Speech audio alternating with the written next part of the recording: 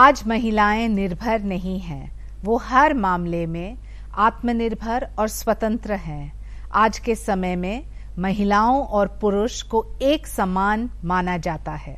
महिलाएं हर क्षेत्र में अपना योगदान दे रही है और आगे बढ़ रही है और सफलता की बुलंदियों को छू रही है। इन्हीं सब सफलताओं की कहानी पर आधारित है हमारा कार्यक्रम नेत्री, महिला सांसद और उनकी कहानी। नमस्कार, स्वागत है आप सबका हमारे विशेष कार्यक्रम नेत्री में, महिला सांसद और उनकी कहानियां। मैं हूं शाइना एनसी और आज हमारे साथ मौजूद है नवनीत कौर राणा, जो कि अमरावती महाराष्ट्र से लोकसभा सांसद है। बहुत स्वागत है आपका। चर्चा शुरू करने से पहले उनके जीवन के अब तक की सफर की एक झलक। पहले मॉडल, फिर अभिनेत्री और उसके बाद राजनेता बनने वाली नवनीत कौर का जन्म 6 अप्रैल 1985 को मुंबई में हुआ। नवनीत कौर ने 10वीं तक की पढ़ाई कार्तिका हाई स्कूल से की।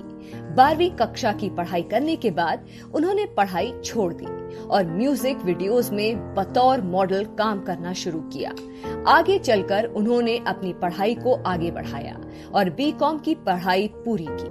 मॉडलिंग के बाद नवनीत कौर ने बड़े पर्दे का रुख किया और कन्नड़ फिल्म दर्शन में अपना फिल्मी डेब्यू किया, जिसके बाद उन्होंने तेलुगु, मलयालम और पंजाबी फिल्मों में भी काम किया। नवनीत कौर की निजी जिंदगी की तरफ रुख करें तो पता चलता है कि इनका विवाह रवि राणा से 2 फरवरी 2011 को हुआ। रवि राणा राजनीति में हैं और महाराष्ट्र विधानसभा में विधायक हैं।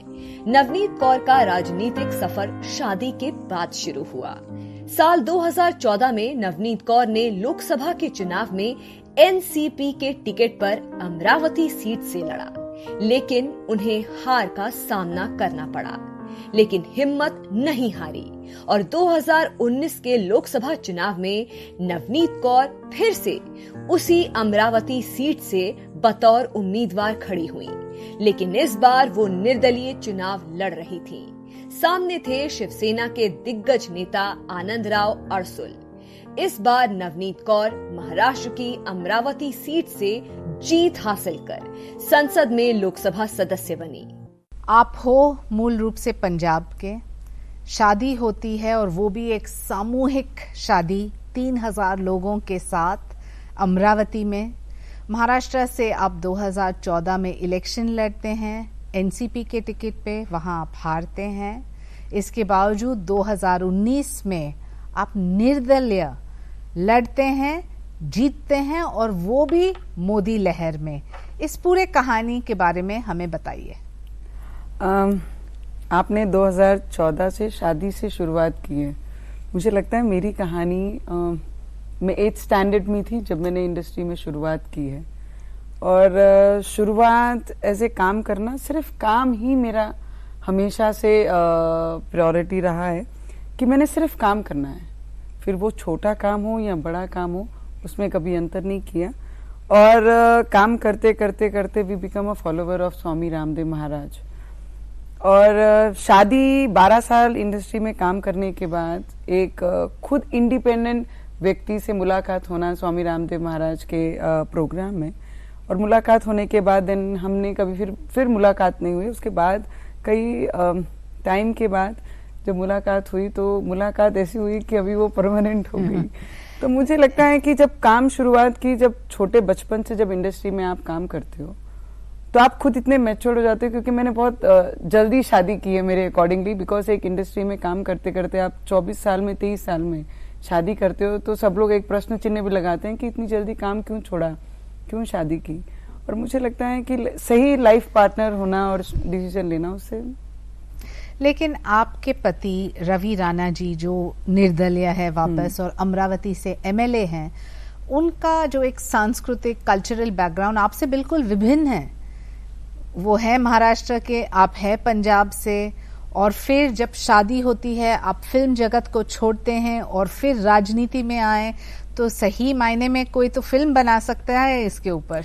मुझे लगता है जब मैं इंडस्ट्री में काम करती थी तो रवि जी की और मेरी मुलाकात उसी दौरान हुई है, और मुझे लगता है कि उनको नहीं पसंद था करके मैंने शायद इंडस्ट्री छोड़ी थी। अच्छा। हाँ, और लाइफ में मैंने हमेशा एक चीज फिक्स की हुई है, शादी करना है तो फैमिली और हस्बैंड के अकॉर्डिंगली चलना है, मैं तो शादी ही नहीं करनी है।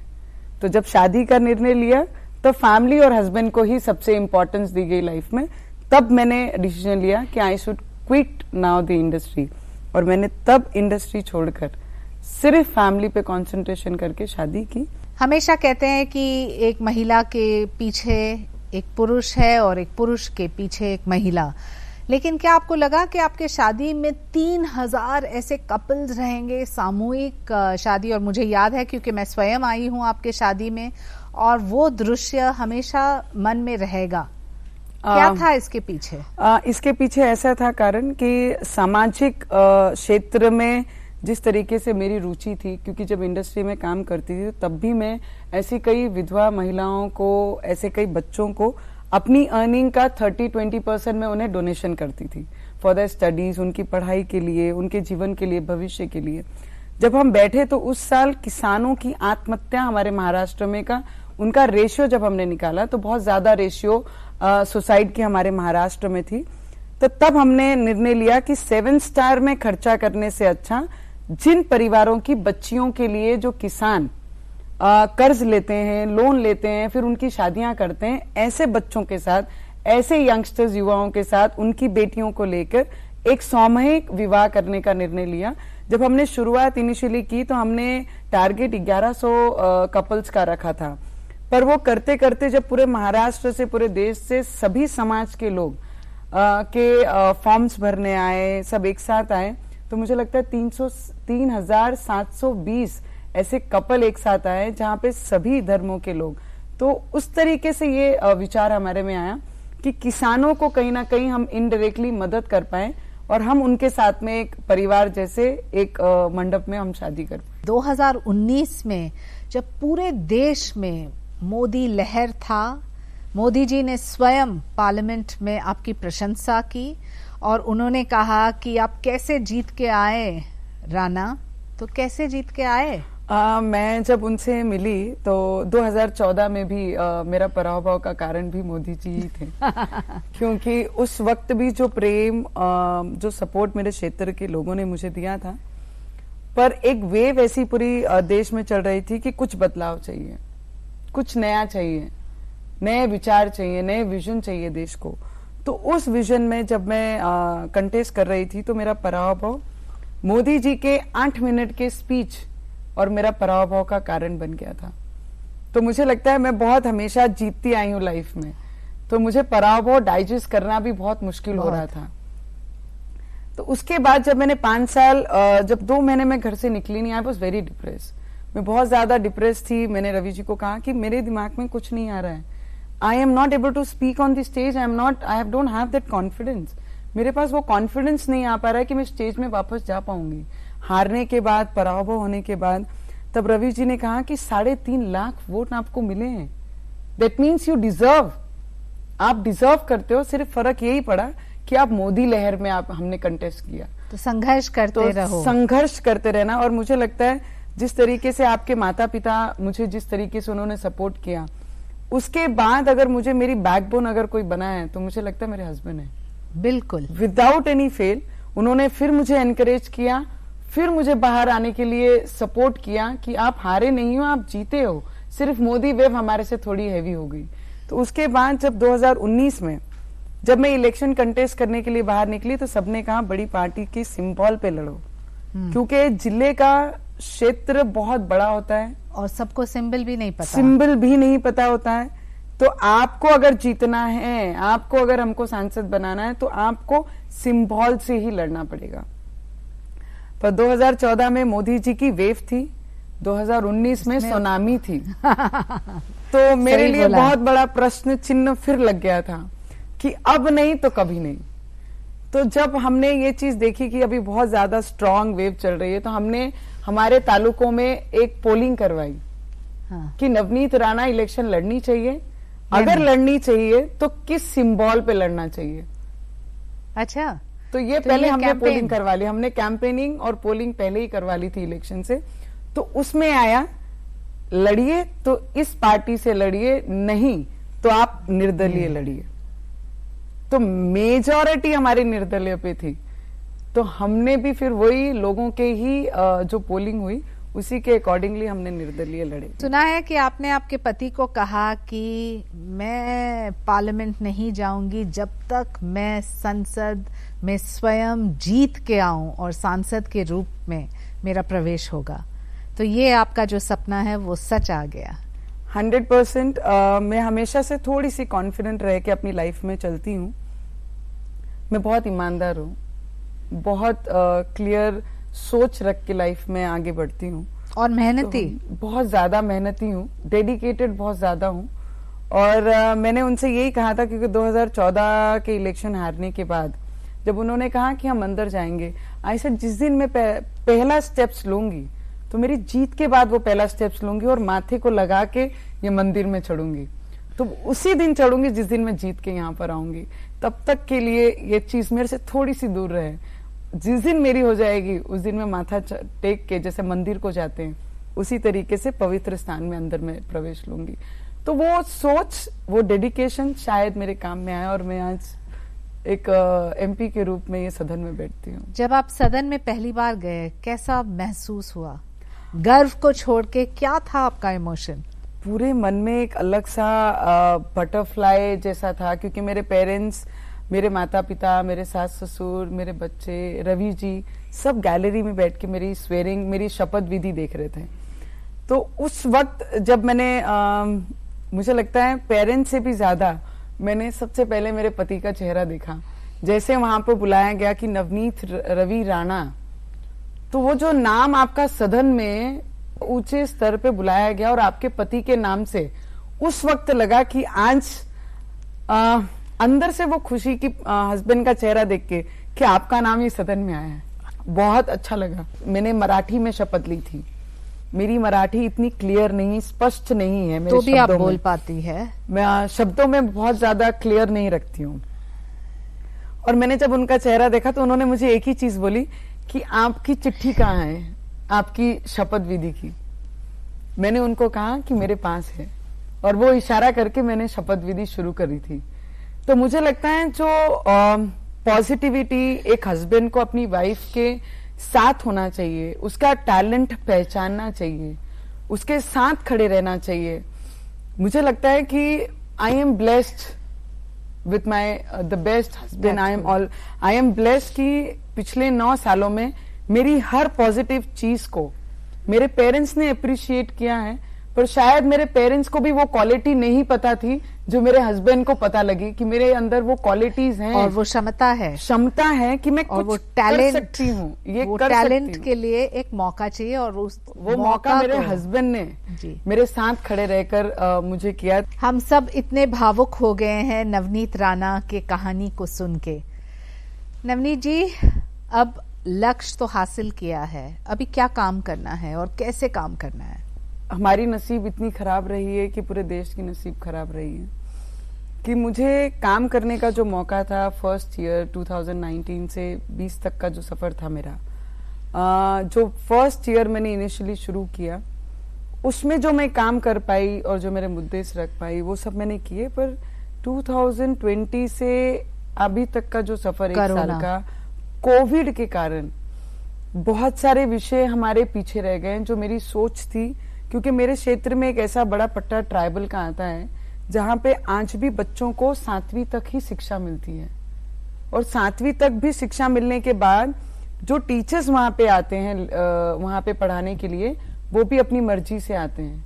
उन्हें आना है तो आएंगे, नहीं आना तो नहीं आएंगे। मतलब आज भी आदिवासी बच्चों को हम आदिवासी ही करके छोड़ दे रहे हैं। तो मेरा टारगेट है कि education in Amravati district it should reach to एक लेवल पे पहुंचना चाहिए जहां पे हम आज के जमाने में बात कर रहे हैं कि सोशल मीडिया, इंटरनेट, कनेक्टिविटी, हम ये सब चीजों की बात कर रहे हैं। पर मेरे क्षेत्र में आज भी नो स्मार्ट क्लासेस नहीं है, आज भी अच्छे शौचालय नहीं है स्कूल्स में, आज भी अच्छी लाइब्रेरीज नहीं है बच्चों को पढ़ने के लिए, आज भी टीचर्स अवेलेबल नहीं है वहां पर क्षेत्र के। तो मेरा सबसे पहला टारगेट है कि अगर देश की बातें करना है तो मुझे लगता है बेस बनाना बहुत मजबूती से जरूरी है। वो शिक्षा से ही मजबूत बन सकता है। देश भर में प्रधानमंत्री ने ट्राइबल महिलाओं के लिए काफी कुछ किया है, तो आपके अमरावती में आपके ट्राइबल महिलाओं के लिए कौन से ऐसे योजना है जो आप इस्तेमाल कर सकते हैं जिससे उनके निजी जिंदगी में फायदा हो? मुझे लगता है आज भी मेरे क्षेत्र में ऐसे 24 गांव हैं जहां पर इलेक्ट्रिसिटी नहीं है। मुझे लगता है बहुत सारी योजना 2014 के बाद ट्राइबल क्षेत्र के लिए, उनके बच्चों के लिए, वाइल प्रेगनेंसी, वाइल डिलीवरिंग और एजुकेशन के लिए बहुत सारी, माइल न्यूट्रिशन के लिए काम किया जा रहा है, भ्रूण हत्या पे काम कर रहे हैं, बेटी बचाओ बेटी पढ़ाओ पे काम कर रहे हैं, और आदिवासी क्षेत्र के लिए शिक्षा के लिए वो बहुत सारे प्रयास कर रहे हैं। जैसे इस बजट में एकलव्य जो स्कूल लाए हैं, तो ऐसे बहुत सारे 700 स्कूल्स उन्होंने अभी इस बार ये बजट में घोषणा की है। तो मुझे लगता है बहुत सारी योजना है, पर योजना इम्प्लीमेशन ऑन ग्राउंड, इसकी जो परसेंटेज है वो बहुत कम मात्रा में है। क्योंकि जब तक केंद्र से इम्प्लीमेशन वो करेक्ट होगा नहीं, तो तब तक ये योजना लाने का भी फायदा होगा नहीं। क्योंकि अगर 100% योजना आ रही है, उसमें 20% इम्प्लीमेशन ऑन ग्राउंड नहीं होता है, तो वो योजना लाने का भी कोई फायदा नहीं होगा मुझे लगता है। तो योजना के साथ इम्प्लीमेशन पे भी ध्यान देना बहुत जरूरी है। और आपको लगता है कि आपके क्षेत्र के महिलाओं के लिए खास तौर से जब स्वास्थ्य हो, जब शिक्षा हो, जब सुरक्षा हो, या उनको आत्मनिर्भर करना है, तो इसमें सांसद की भूमिका ज्यादा महत्वपूर्ण है या केंद्र और राज्य सरकार के योजना? मुझे लगता है कि हम जितनी बात कर सकेंगे, हम कनेक्टिविटी लाते हैं महिलाओं के साथ में, हर क्षेत्र में, हर तालुके में जाते हैं, हम डायरेक्टली उनसे बात करते हैं, सब चीजें करते हैं। हमारी जितनी चीजें काम आती हैं, योजनाओं का एक ही माइनस मुझे लगता है कि योजना उन तक ही पहुंचती है जो उसे स्टडी करते हैं, पर योजना उन तक भी पहुंचनी चाहिए जिनको उनकी नॉलेज नहीं है। तो ये योजना पहुंचाने में हम तो इंटरैक्शन करते हैं, हम बात करते हैं, हम चीजें बताते हैं, योजना लाते हैं। ऐसी बहुत सारी योजनाएं जो केंद्र की हैं, जो सदन में आधे सांसदों को ये भी पता नहीं है कि ये योजना हमारे है करके। तो ये बहुत बड़ी डिफिकल्टीज हो जाती हैं कि भाई योजना ही नहीं पता होगी तो वहां तक जरूरतमंदों को वो पहुंचेगी कैसे। कैंपेन की बात करें तो देखा है सभी विजुअल्स में बहुत सारी महिला भार उतरती है, जो स्वाभाविक रूप से कोई पॉलिटिकल पार्टी की बात करे तो एक महिला मोर्चा होता है, लेकिन एक इंडिपेंडेंट सांसद के लिए ये क्राउड को मोबिलाइज करना कितना आसान है? बिल्कुल आसान नहीं है, नहीं, बिल्कुल ही आसान नहीं है। आपको हर एक पॉइंट पे ध्यान देना पड़ता है। पार्टी में कार्यकर्ता फॉर्म होते हैं बिकॉज कुछ ना कुछ एक्सपेक्टेशन रहती है पार्टी से कि हमने अगर पद लिया तो हमें कुछ ना कुछ एक्सपेक्टेशन है, हमारे आने के भविष्य में काम होंगे या हमें टिकट मिलेगी। पर हमारे साथ जो भी जुड़ता है उन्हें ये पता है कि इस व्यक्ति के साथ अगर हम जुड़ेंगे तो हमारे क्षेत्र का, हमारी महिलाओं का, हमारे लोगों का कुछ ना कुछ अच्छा होगा। इसके कारण जो महिलाओं की, और सबसे इम्पोर्टेंट कि मेरी जो स्पीचेस होती है, मेरी जो बातचीत होती है, वो कभी भी रिटर्न नहीं होती हैं। तो जो भी चीज होती है, जो वो भावनाएं होती हैं, दिल से होती हैं, एक्सपेरिमेंट किया हुआ चीज है और एक्सपीरियंस जो मैं बोलती हूँ, शायद उसी का कारण है। और लोगों को मदद करना हर मोड़ पे, मैं आज भी कई लड़कियों को उनकी एजुकेशन के लिए मदद करती हूँ। ये मैं पहले से मदद करती आई हूँ। कई विधवाओं को पर्सनली हम मदद करते हैं, कई रोजगार करने के लिए हम पर्सनली मदद करते हैं। हमें तो कोई पार्टी फंड नहीं है, हम कोई बहुत पीछे से बहुत ज्यादा रिचेस्ट फैमिली को बिलोंग नहीं करते मेरे हस्बैंड। तो मुझे लगता है हम जो भी करते हैं वो हमारे खून पसीने की कमाई से लोगों को मदद करते हैं। शायद वो सच्चाई लोगों तक पहुंच पाती है बहुत सही तरीके से, तो शायद लोगों का कनेक्ट होना हमारे साथ वो सबसे बड़ा काम। Navneet Rana the film star, Navneet Rana एक बीवी, नवनीत राणा एक माँ, नवनीत राणा एक राजनीति में सक्रिय सांसद, या नवनीत राणा कोई अन्य रोल में, कौन सा किरदार आपको सबसे ज्यादा पसंद है? बेटी मैं आपको एक छोटी सी बात बताऊंगी। I am unwanted girl baby in my family. मैं उस पे आ रही थी। मैंने सुना कि आपके माता पिता को एक लड़की नहीं चाहिए थी, और आप जब आए, आज जब किसी से बात करते हैं तो गर्व से कहते हैं कि ये वही लड़की है जो हम नहीं चाहते थे, जो आज यहाँ संसद में बैठी है। वो ऐसा था कि मेरे से बड़ी सिस्टर है हमारी, तो एक लड़की परिवार में, उस जमाने में परिवार में आ गई है, और दूसरी बेटी ना हो जाए वो डर के कारण हॉस्पिटल तक पहुंचे, तारीख भी ले ली, और जब हॉस्पिटल दूसरे दिन पहुंचे तो डॉक्टर का एक्सीडेंट हो गया था। वो एक छोटे मिसप्लेस से शायद नवनीत राणा आज नवनीत राणा करके लोगों के सामने है। तो मुझे लगता है कि एक अनवांटेड गर्ल चाइल्ड होना, और आज ही उतने गर्व से मेरे पेरेंट्स बोलते हैं ये हमारी बेटी है, ससुराल वाले बोलते हैं ये हमारी बहू है, पति बोलते हैं ये मेरी वाइफ है, बच्चे बोलते हैं ये हमारी माँ है। तो मुझे लगता है कि जो भी पेरेंट्स, आज भी ऐसी बहुत सारी फैमिलीज में देखती हूँ जो भ्रूण हत्या महिलाओं को, लड़कियों को जन्म नहीं लेने देते हैं, मैं उनको एक रिक्वेस्ट जरूर करूंगी कि महिलाएं बोझ होती हैं, ये ना मानते हुए महिलाएं स्वाभिमान होती हैं। ये जिस परिवार ने माना, तो शायद हम जैसी बहुत सारी लड़कियां हैं जो जन्म लेती हैं, हर परिवार को गर्व महसूस कराती हैं, उसमें से शायद मैं हूं ना। डॉक्टर, उस दिन डॉक्टर का कुछ मिसप्लेस होता और शायद मैं नहीं होती, तो नवनीत राणा आज गर्व महसूस नहीं करा पाती। शायद भगवान का हाथ था, बहुत बड़ा हाथ था। मेरी नानी तो आज भी बोलती है कि मेरे वजह से आज तुम बच्चे हो। तो मुझे लगता है ऐसे किसी ना किसी वजह से महिलाओं का जन्म होना बहुत जरूरी है। और जिस तरीके से आपने पूछा कि मैं कौन सा किरदार मुझे सबसे अच्छा लगता है, मुझे बेटी का भी किरदार उतना ही प्यारा है, क्योंकि माँ बाप को स्वाभिमान, गर्व महसूस कराना वो एक बेटी ही करा सकती है।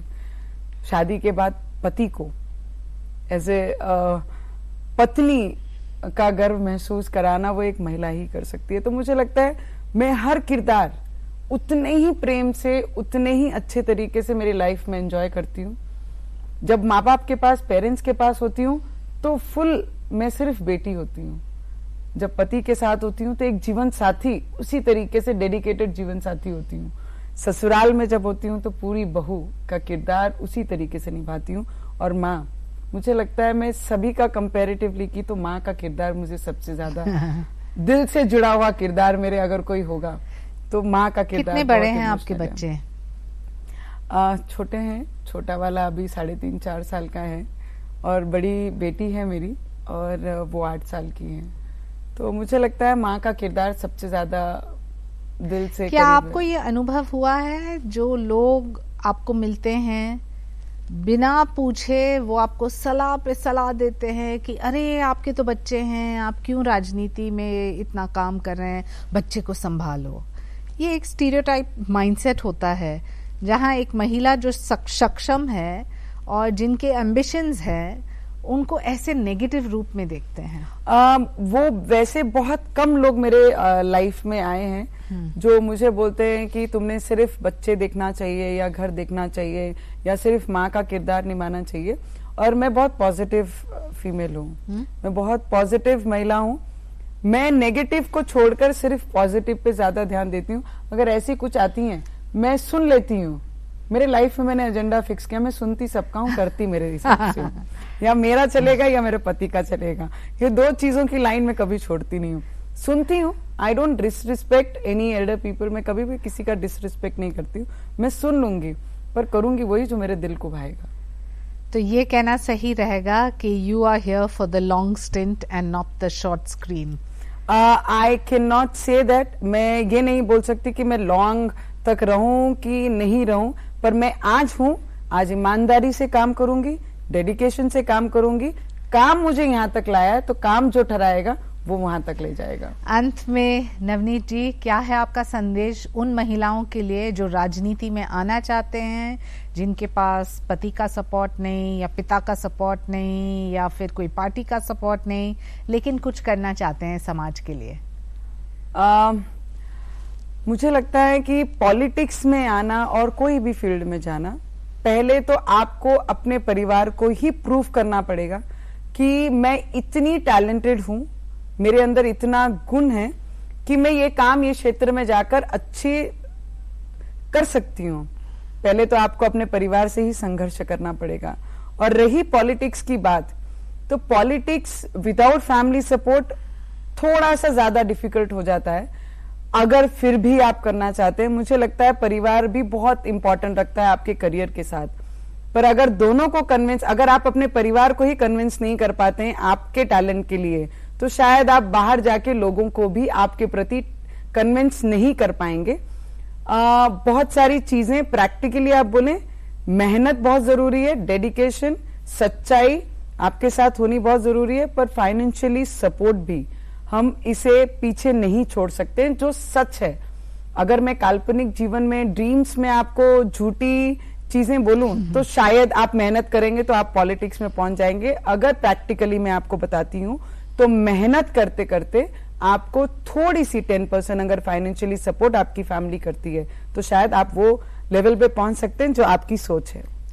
बहुत बहुत धन्यवाद नवनीत जी। और मैं आपको कहना चाहती हूँ कि नेत्री में सबसे ज्यादा दिलचस्प कोई कहानी रहा है तो वो है आपका।